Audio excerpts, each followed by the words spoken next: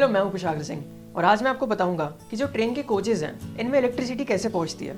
तो सबसे पहले तो हम ये जान लेते हैं कि ट्रेन में इलेक्ट्रिसिटी की क्या ज़रूरत होती है। तो इसका बहुत ही बेसिक सा आंसर है, आप सब जानते हैं। ट्रेन के जो सॉकेट्स हैं जिनमें आप फ़ोन और लैपटॉप चार्ज करते हैं, जो ट्रेन का एसी चल रहा है, साथ ही साथ जो पेंट्री कार है, इन सब में इलेक्ट्रिसिटी की रिक्वायरमेंट रहती है। तो अब आखिर कोचेज में इलेक्ट्रिसिटी पहुंचती कैसे है? तो इसका सबसे पहला मेथड होता है self generation technique. Self generation technique क्या है? इसमें जो ट्रेन के दो एक्सल रहते हैं, एक्सल मतलब क्या है? एक्सल का मतलब है वन सेट ऑफ व्हील्स, और ट्रेन की बोगी में, हर बोगी में दो एक्सल रहते हैं। तो इसमें डायनामो लगा रहता है, एक एक्सल में ऑल्टरनेटर लगा रहता है और साथ ही साथ दूसरे एक्सल में बेल्ट लगी रहती है जो कि ऑल्टरनेटर से जुड़ी हुई रहती है। और जब भी ट्रेन चला करती हैं तो चक्कों के साथ साथ वो ऑल्टरनेटर और बेल्ट भी घूमता है, जिससे कि वो इलेक्ट्रिसिटी बनाता है और यही इलेक्ट्रिसिटी ट्रेन में सप्लाई होती है। अब इसमें जो इलेक्ट्रिसिटी बनती है उसे सबसे पहले बैटरी में भेजा जाता है, बैटरी जो कि 120 वोल्ट की है, और फिर वहाँ से जो ट्रेन के कोचेज वहाँ पे 110 वोल्ट की सप्लाई दी जाती है। और मैं आपको बता दूं कि नॉन एसी कोचेज और एसी कोचेज में अलग अलग कैपेसिटी के बनते हैं। जैसे कि एसी कोचेज में इलेक्ट्रिसिटी की रिक्वायरमेंट थोड़ी ज़्यादा है, इसलिए उसके डायनामो को 25 किलोवाट की कैपेसिटी से बनाया जाता है। और वहीं नॉन एसी कोचेज में इलेक्ट्रिसिटी की रिक्वायरमेंट उतनी ज़्यादा नहीं है, इसलिए उसके डायनामो को 4.5 किलोवाट की कैपेसिटी से बनाया जाता है। अब मैं आपको बता दूं कि ये जो सेल्फ जनरेशन टेक्निक है ये सिर्फ और सिर्फ आईसीएफ कोचेज में यूज़ होता है, जो कि कन्वेंशनल कोच भी हम कह सकते हैं, जो पुराने वाले कोच हैं। अब आप सोचते होंगे कि ये तो काफ़ी अच्छी टेक्निक है, इसमें नुकसान क्या है? तो मैं आपको बता दूं इसमें नुकसान है। इंजन को हमेशा ज़्यादा पावर लगानी पड़ती है खींचने के लिए, क्योंकि उसे चक्कों के साथ साथ इसे भी खींचना है और साथ साथ ये भी घूम रहा है, इसलिए इंजन को ज़्यादा एफर्ट लगाना पड़ रहा है। तो ये इसका नुकसान हो गया कि इससे कोचेस काफ़ी भारी हो जाते हैं और साथ ही साथ इससे स्पीड ज़्यादा नहीं बढ़ सकती। इसके बाद हम दूसरी टेक्निक पर आते हैं, एंड ऑन जनरेटर्स। इसी के साथ एक और सेम कॉन्सेप्ट है mid on generator, MOG. MOG तो फिलहाल पूरी तरह से बंद हो चुका है। पहले के ज़माने में जब सेल्फ टेक्निक नहीं रहा करती थी तो पूरे ट्रेन के बीच में एक जनरेटर कार लगाया जाता था और उसी से पूरी ट्रेन को सप्लाई दी जाती थी, जो कि अब फिलहाल बंद हो चुकी है। और अब जो नए एलएचबी कोचेज आए, इनमें स्पीड बढ़ानी थी, साथ ही साथ इनका वेट कम करना था, जिस कारण से इनमें एक्सेल के साथ डायनामो नहीं लगाया गया और उसके बदले इन कोचेस के एंड में दो जनरेटर कार जोड़े गए, जो कि पूरे कोचेस को सप्लाई करते हैं, जिन्हें हम कहते हैं एंड ऑन जनरेटर्स। तो एंड ऑन जनरेटर करता क्या है? बेसिकली ये 750 वोल्ट के जनरेटर होते हैं, डीजल जनरेटर। मतलब कि उन दोनों कोचेज में भी डीजी सेट्स लगाए जाते हैं, मतलब कि डीजल जनरेटर के सेट्स लगाए जाते हैं, जो कि 750 वोल्ट की बिजली को बनाते हैं और यही पूरे कोचेज में सप्लाई होती है। पर इसका भी बहुत नुकसान था, ये रेलवे को बहुत महंगा पड़ रहा था। डीजल जनरेटर चलने से हर घंटे लगभग 65 से 70 लीटर का डीजल जल रहा था, और अगर नॉन एसी ट्रेन रहे तो उसमें 40 लीटर तक का डीजल लग जाता था हर एक घंटे का, जो कि रेलवे को 22 रुपये प्रति यूनिट की बिजली पड़ती थी, जो कि काफ़ी महंगी भी है। और इससे पॉल्यूशन भी हो रहा था, क्योंकि लगातार डीजल जनरेटर चल रहा है, नॉइस पॉल्यूशन हो रहा है, साथ ही साथ काला धुआं भी निकल रहा है, जिससे एनवायरमेंट पॉल्यूट कर रहा है। तो आखिरी में ये भी कब तक ही चलता, इसलिए इसे भी हटाना ही था। इसके बाद हम आते हैं एचओजी टेक्निक पर। एचओजी क्या है? ईओजी जैसे एंड ऑन जनरेशन है, वैसे एचओजी हेड ऑन जनरेशन है। अब आप सोच रहे होंगे हेड ऑन जनरेशन क्या है? तो मैं आपको बता दूं, ये जो 3 फेज इंजन होते हैं, मतलब कि WG9, WP5 और WP7, इनको कुछ इस तरह से डिज़ाइन किया गया है कि ये खुद ही OHE से बिजली लेके पूरी ट्रेन को सप्लाई कर सकते हैं। मेनली इसमें WP7 का इस्तेमाल हो रहा है। तो इसमें क्या करते हैं? तो मैं आपको बता दूं कि हर इलेक्ट्रिक इंजन में एक ट्रांसफार्मर रहता है, बहुत बड़ा सा।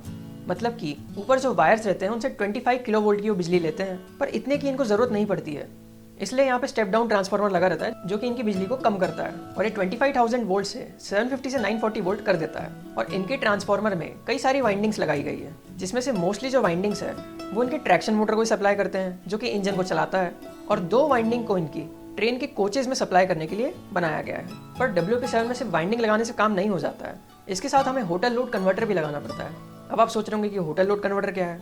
अब मैं आपको बता दूं कि जो ट्रांसफार्मर है वो जो बिजली कम करता है वो 750 वोल्ट से 940 वोल्ट तक रखता है, मतलब कि वो वेरिएबल नहीं है, हमेशा ऊपर नीचे होती रहती है। और वहीं अगर हमें कोचेज में सप्लाई करना है तो हमें एकदम कांस्टेंट बिजली की सप्लाई करना पड़ेगा। इस कारण से उसमें होटल लोड कन्वर्टर लगाए गए। अब आप सोच रहे होंगे hotel load converter, hotel load कहाँ से नाम पड़ा? तो ये जो ट्रेन में पंखा, बिजली जितना भी जा रहा है, रेलवे से होटल की तरह ही सोचती है, इसलिए उनके लिए बिजली कन्वर्ट करने के लिए होटल लोड कन्वर्टर नाम का इंस्ट्रूमेंट लगाया गया। अब बेसिकली होटल लोड कन्वर्टर में होता क्या है? इसमें कुछ नहीं है, इसमें इन्वर्टर एक लगा है। अब इसमें जो 750 वोल्ट से 940 वोल्ट AC जा रहा है उसे चेंज करके DC करते हैं, और DC से फिर वापस से इन्वर्टर में ये बिजली जाती है, और इन्वर्टर से वापस से AC में चेंज करके एकदम वेरिएबल 750 वोल्ट रखते हैं, जो कि पूरे कोचेस को सप्लाई होता है। अब आप सोच रहे होंगे कि इंजन से पूरे कोचेस में कैसे सप्लाई होता होगा? तो मैं आपको बता दूं कि इसमें 2 बड़े बड़े केबल टाइप के लगे रहते हैं, जो कि आप LHB कोचेस में कपलिंग के दोनों साइड में देख सकते हैं। तो इन्हीं को इंजन से कनेक्ट कर दिया जाता है और इनसे ही मेन पूरी 740 वोल्ट की सप्लाई होती है सारे कोचेस में, क्योंकि LHB के जितने भी कोच जुड़े रहेंगे उन सारों को उन केबल से जोड़ दिया जाता है। अब एंड ऑन जनरेशन से जो बिजली बन रही थी वो रेलवे को 22 रुपीज़ पर यूनिट पड़ती थी, और वहीं अब जो एचओजी से बिजली बनने लगी ये रेलवे को बहुत ही कम, मतलब कि 6 रुपीज़ पर यूनिट पड़ती है। मतलब कि रेलवे जितना पैसा दे रही थी अब सिर्फ उसका 30% ही रेलवे को पैसा देना पड़ेगा। साथ ही साथ ये चीज़ काफ़ी एफिशिएंट भी है क्योंकि डायरेक्टली ये ओएचई से ही सप्लाई कर रहा है, अलग से कुछ बिजली बनाने की जरूरत नहीं है, कोई नॉइज पॉल्यूशन नहीं, कोई काला धुआं नहीं, एनवायरमेंट पॉल्यूट नहीं होगा। इसके बहुत सारे फायदे थे। और साथ ही साथ अब इलेक्ट्रिफिकेशन भी काफ़ी ज़्यादा बढ़ा रहे हैं। रेलवे का तो टारगेट ही है 2023 में पूरे इंडिया को इलेक्ट्रीफाई करना है। तो अब जब इलेक्ट्रिक इंजन को हर जगह चलना ही है तो उसमें एचओजी टेक्निक क्यों ना लाया जाए। अब मैं आपको बता दूं कि WP7 के साथ साथ WAG9 और WP5 में भी यही सुविधा लगी है, मतलब कि वहाँ पर भी कई सारे वाइंडिंग्स दिए गए हैं। पर रेलवे ने WAG9 और WP5 में टोटल लोड कन्वर्टर नहीं लगाया है। हाँ, कुछ WP5 है जिनमें लगाया है पर मोस्टली में नहीं लगाया है, और WAG9 में से तो एक में भी नहीं लगाया है। और वहीं जितने भी WP7 बन रहे हैं इनमें होटल लोड कन्वर्टर लगाया गया है क्योंकि इनसे ही कोचेस को सप्लाई देते हैं। इसलिए आप आजकल देखते होंगे कि हर गाड़ी में लगभग WP7 ही आता है क्योंकि ये एचओजी से पूरी बिजली सप्लाई करता है सारे कोचेस में।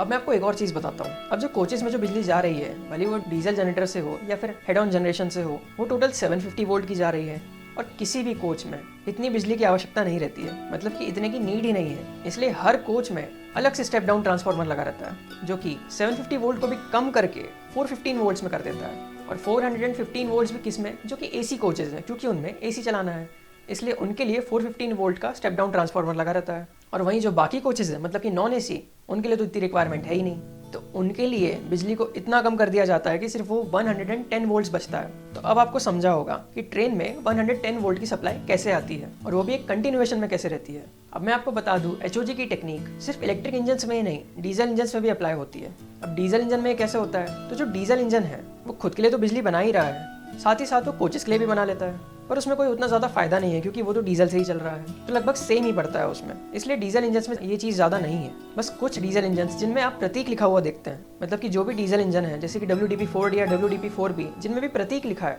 तो वो एचओजी के कैपेबल है, मतलब कि वो पूरे के पूरे कोचेस को सप्लाई दे सकते हैं, पर ये बहुत ही कम है क्वांटिटी में। तो आई होप आज आप बहुत सारी चीज़ें जाने होंगे कि ट्रेन के कोचेस में इलेक्ट्रिसिटी की सप्लाई कैसे होती है। आपने पूरा प्रोसीजर समझ लिया होगा कि कितने वोल्ट कहाँ जाता है और कैसे जाता है। तो अगर आपको वीडियो पसंद आया हो तो लाइक, सब्सक्राइब, शेयर जरूर से करें।